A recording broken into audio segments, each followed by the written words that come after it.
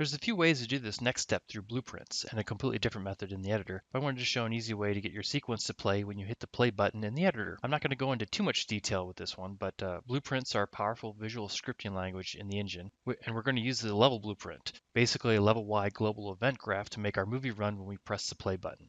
So this master level sequence, we want it to play our movie here when we hit this play button. Right now, if we just hit play, it's just going to drop us in our scene. But we want to hit the play button and actually go through the sequence first and then drop into the game environment. So first thing we're going to do is we need the level blueprint to understand that this object actually exists. So all I'm going to do is drag it into the scene. So now it exists in the world outliner as a master sequence final. Next step in blueprints, we're going to open our level blueprint and that open over here. Usually you will have an event begin play that'll be level blueprint.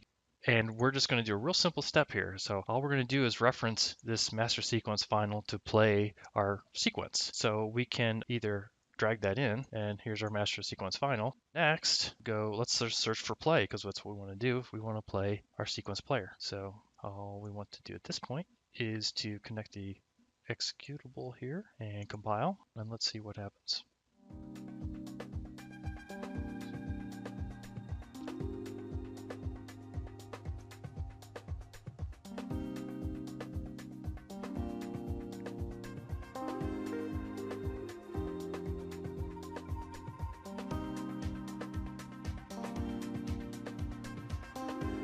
All right, so we know it's playing. It works, so that's great. There's another option here, though.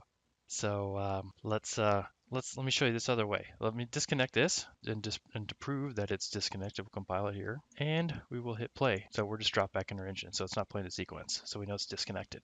But there's another way here. We can also play the sequence. So we dropped our little master level sequence into the scene, and now there's an option under playback, under the details, have autoplay. So we can do the same thing here by hitting play, and our sequence will play.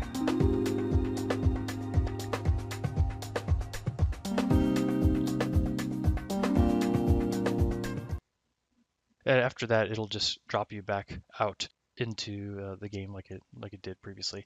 So not trying to confuse you. I'm just wanted to show there are multiple ways of doing things in Unreal Engine and introduce you, albeit very briefly, to the level blueprint. There's lots of power in blueprints. So one last step to go, and I'll see you in the next video.